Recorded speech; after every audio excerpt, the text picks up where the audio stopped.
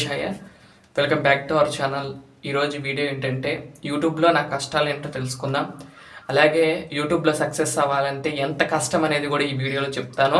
ముందుగా అయితే నా వీడియోని చివరి వరకు చూసి దయచేసి లైక్ చేయండి. మీరు లైక్ చేయడం వల్ల ఈ వీడియోలు మరికొంతకు వెళ్తాయి కాబట్టి దయచేసి లైక్ చేయవలసిందిగా కోరుకుంటున్నాను.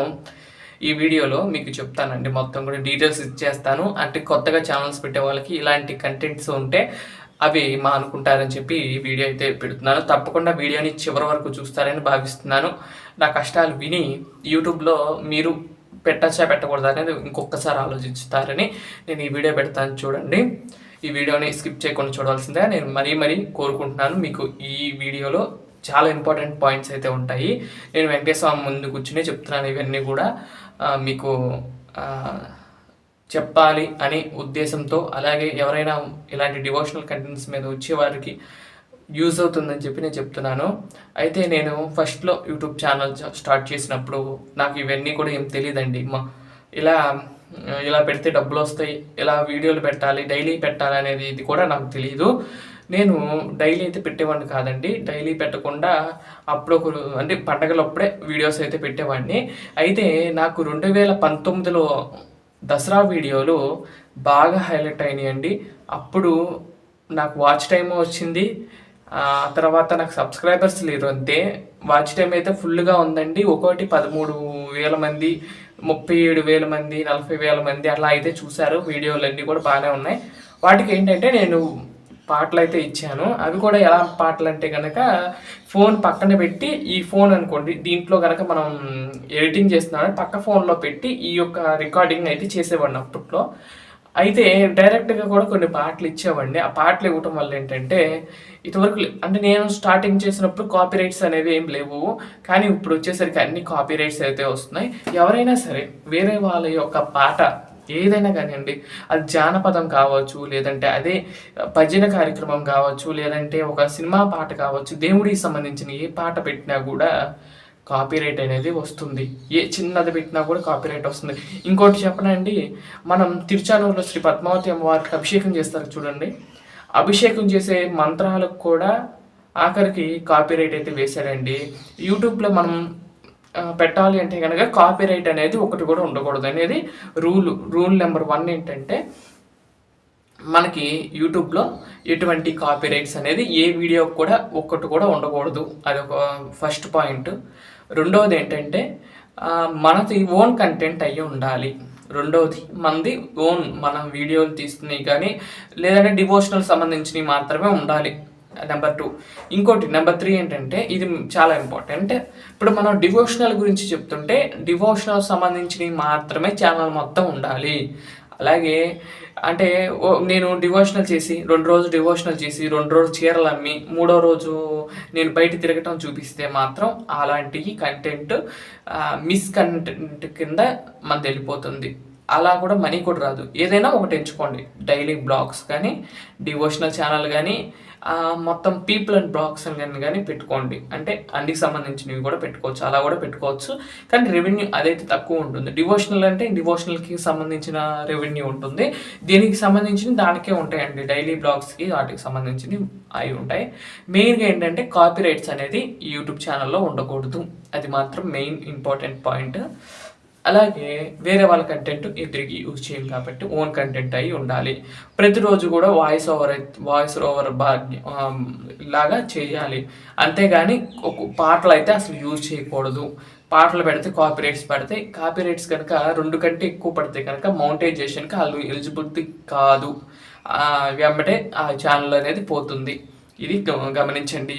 అలాగే ఈ యొక్క వీడియోలు కూడా క్లారిటీ ఉండాలి, థంబ్నెయిల్స్ అయితే బాగుండాలి. అయితే టైటిల్స్ కూడా ఎప్పుడైతే నాకు ఇప్పుడు ఒకే రోజు తెలియలేదండి. ఒకటి నేర్చుకుంటూ స్టెప్స్ ఎక్కుతూ ఈ స్టేజ్లోకి వచ్చాను. ఇలా ఉంటాయండి యూట్యూబ్లో కష్టాలు. అప్లోడ్ చేసేది ఉంటుంది, ఎడిటింగ్, అప్లోడ్, ఇవన్నీ కూడా ప్రతిరోజు దినచర్యలో భాగంగానే యూట్యూబ్ ఛానల్ పెట్టిన వారికి. అయితే మరొక్కటండి, యూట్యూబ్లో మౌంటైజేషన్ కానీ మనీ కానీ రావాలి అంటే కనుక, వాచ్ టైం కానీ రావాలంటే కనుక డైలీ వీడియోలు పెట్టాలా పెట్టకూడదా అనేది చాలా డౌట్ వస్తుంది. కంపల్సరీ నేనైతే గమనించింది ఏంటంటే కనుక ప్రతిరోజు వీడియో అనేది పెట్టాలి. ఎందుకు అంటే కనుక మనం 1 ఇయర్ 2 ఇయర్స్ అయిందండి నా ఒక ఛానల్ పెట్టి 2 ఇయర్స్ అయింది. పోయిన సంవత్సరం వాచ్ టైం అంతా కూడా వెళ్ళిపోతూ ఉంటుంది. 365 డేస్ అని ఇస్తాడు వాడు, కానీ అలా ఉండదు. ఇదే రోజు పోయిన సంవత్సరం ఏ వీడియో పెడితే ఆ వీడియోకి ఎంత వ్యూస్, ఎంత వాచ్ టైం వస్తుందో అదంటే కట్ అయిపోతుంది, అది వెళ్ళిపోతుంది. అప్పుడు మనం రోజు పెడుతున్నాం అనుకోండి, ఇవాళ ఒక గంట వచ్చింది అనుకోండి, పోయినసారి దాంట్లో ఒక గంట ఉందనుకోండి, ఆ గంట పోతుంది. అలా ఇవాళ ఈరోజు 2 గంటలు మనం టైం బాగుండి ఈరోజు 2 గంటలు వచ్చింది, పోయే సంవత్సరం దాంట్లో అసలు గంటలు కూడా రాలేదు అంటే ఈ 2 గంటలు ఏదా అంటే ఉండిపోతుంది. అట్లా డైలీ పెడతాం వల్ల రోజుకు ఒక గంట అయినా కలుస్తుందండి. కలిస్తే అప్పుడు లాస్ట్ ఇయర్ది మాత్రం కొంచెం తగ్గిన మనకి ఇది రన్ అవుతూ ఉంటుంది కాబట్టి అలా చేసుకోండి. డైలీ అనేది వీడియోలు పెట్టండి. షార్ట్ వీడియోలు కూడా పెట్టుకోవచ్చు. షార్ట్ వీడియోలకు కూడా వాయిస్ ఓవర్ ఇచ్చుకుంటే మంచిది. షార్ట్ వీడియోలకు కూడా ఈ యొక్క మ్యూజిక్ పెట్టడం వల్ల అవి కూడా మానిటైజేషన్కి ఎలిజిబుల్ కాదు. ఇక్కడ వాచ్ టైము 4000 గంటలు రావాలి. 1000K వ్యూస్ అయితే షార్ట్ వీడియోల మీద వస్తే కనుక అప్పుడు మానిటైజేషన్కి ఎలిజిబుల్ అవుతారు. ఈ విధంగా మానిటైజేషన్ ప్రక్రియ ఉంటుంది. మానిటైజేషన్ అయిన తర్వాత కూడా ప్రక్రియ చాలా ఉందండి, అది తర్వాత తెలుసుకుందాం. ముందుగా అయితే వీడియోలు యూట్యూబ్ ఛానల్ మొదలుపెట్టే వాళ్ళకి ఫస్ట్ పాయింట్ ఏంటంటే మనం ఓన్ కంటెంట్ అయి ఉండాలి. ఓకే. 2 వేరే వాళ్ళ పాటలు అసలు యూజ్ చేయకూడదు. 3 మన కంటెంట్లో మనకి సంబంధించినవి ఉండాలి. అంటే ఒకటి పెట్టి వేరే పెడతాం కానీ అలాంటివి మాత్రం పెట్టకూడదు. ఇవన్నీ కూడా గమనించి మీరు యూట్యూబ్ ఛానల్ మొదలుపెట్టే వాళ్ళు ఇవన్నీ కూడా పాటిస్తూ మనం యూట్యూబ్ ఛానల్ మొదలు పెడితే ఏదో ఒక రోజు సక్సెస్ అవుతుంది. అలాగే మనం డైలీ పెడతాం వల్ల అంటారు, నేను డైలీ పెడుతున్నాను. ఒక 4 ఇయర్స్ నుండి 2 ఇయర్స్ నుండి నేను డైలీ పెడుతున్నాను. డైలీ పెడతాం వల్ల నాకు ఎంతో కొంత వాచ్ టైం అనేది ఒక రోజుకి 1 గంట కలవచ్చు, 2 గంటలు కలవచ్చు, అలా కలుస్తూ ఉంది అంతే ప్రస్తుతానికి. ఇంకా నాకు 1400 గంటలు రావాలి. 1400 గంటలు అంటే 100 గంటలు రావాలంటే 2 వారాలు పడుతుంది. అట్లా చూడండి ఇంకెన్ని వారాలు పడుతుందో నాకు. చూడండి, అది వైరల్ అనేది చేయట్లేదు. వైరల్ కనుక చేస్తే ఒక వీడియో కనుక వైరల్ చేసినట్లే అయితే దానికి ఒక 100 గంటలు వచ్చినాయి అనుకోండి, అట్లా కలిసిపోతాయి. అలా వైరల్ అయితే ఎందుకో చేయట్లేదు. డివోషనల్ కంటెంట్స్ మీద వైరలింగ్ అనేది ఎందుకో ఆపేశాడని నేను అనుకుంటున్నాను. ఎందుకంటే నేను చూస్తున్న ఆ ఛానల్స్ ఏవి కూడా డివోషనల్ కంటెంట్స్లో కానీ కొంచెం వైరల్ అయితే తక్కువ. యాంకర్ సంతోషి ఛానల్ అయినా కానీ ఈ వ్యూస్ అయితే తక్కువ వస్తుంది డివోషనల్ కంటెంట్ మీద. ఎందుకు డివోషనల్ కంటెంట్ అంటే మీకు మన దేవుణ్ణి మనం చూడటం కానీ మన ప్రమోషన్ చేసుకోవటం కానీ మనకి అది ఒక ఇదిగా ఉంది. అసలు నేను ఈ డివోషనల్ కంటెంట్ కాసేపు అనిపిస్తుంది, యూట్యూబ్ ఆపేసి ఇంకా యూట్యూబ్ వదిలేద్దామా అన్నట్లుగా అనిపిస్తుంది. ఎందుకంటే ఇద్దరికి వాచ్ టైం రావట్లేదు, అసలు చూసే వాళ్ళ సంఖ్య లేదు. అంత ఇదిగా ఉందా అండి ఛానల్?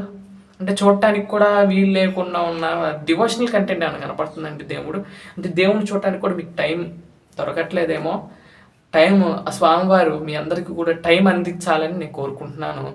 అందులో నేను మొన్న ఈ మధ్యన నేను మీ యొక్క గోత్రాలు పెట్టండి, మీ యొక్క పేరు మీద పూజ చేస్తానంటే కానీ ఎవరు ఇవ్వలేదు.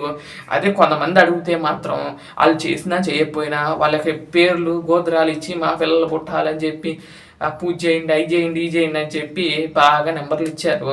అలా చక్కగా మనం శాంతి నిలయంలో వెంకటేశ్వర స్వామి వారి ముందు మీ కోరికలు విన్నవిస్తాను, మీ యొక్క ఫోన్ నెంబర్లు ఇవ్వండి అంటే చెప్తే ఎవరూ ఇవ్వలేదండి. ఇన్స్టాగ్రామ్లో ఒక ఆమె ఉంది, చెట్టుకి అమ్మవారు పెట్టి చేస్తుంది. ఆమెకి పెడితే చీరలు పంపిస్తున్నారు, ఉయ్యాలు పంపిస్తున్నారు. ఆమె అసలు పూజ చేస్తుందా లేదో మీకు తెలీదు, మీ పేరు మీద పూజ చేస్తున్నానని చెప్పింది. నేను ఇంకా మీ యొక్క గోత్ర నామాలతో పూజ చేసి మీకు ఫ్రీగా మీకు చేసి పెడతాను అంటున్నానండి. ఎవరు కూడా స్పందించలేదు. ఈ యొక్క మొన్న వరలక్ష్మి వ్రతంలో యూట్యూబ్ నాది వాట్సాప్ చూసి మాత్రం 4 అయితే చేశారండి. వాళ్ళు వేరుగా చేశారు, అంటే యూట్యూబ్ ఛానల్ చూసేవాళ్ళు కాదు. అయితే వాట్సాప్లో రోజు ఎట్లా పెడితే చక్కగా అంటే యూట్యూబ్ ఛానల్ లింక్ పెడితే వాళ్ళు చూసి నాకైతే యొక్క గోత్రనామాలు పెట్టాను. వారి యొక్క పేర్ల మీద వారి కుటుంబాల కోసం నేనైతే ఆ రోజు స్వామి వారికి అమ్మవారికి వారి యొక్క గోత్రాలు వినిపించి వారి యొక్క ఆశీస్సులు అందించేలాగా నేను చేశాను. అలాగే మీరు కూడా ఎవరైనా ఇస్తే రేపు శుక్రవారం అభిషేకంలో సంకల్పం చేసుకునేటప్పుడు ఆ సంకల్పంలో మీ యొక్క పేర్లు ఇవన్నీ కూడా చెప్తూ ఆ యొక్క పూజా కార్యక్రమాలు చేస్తాను.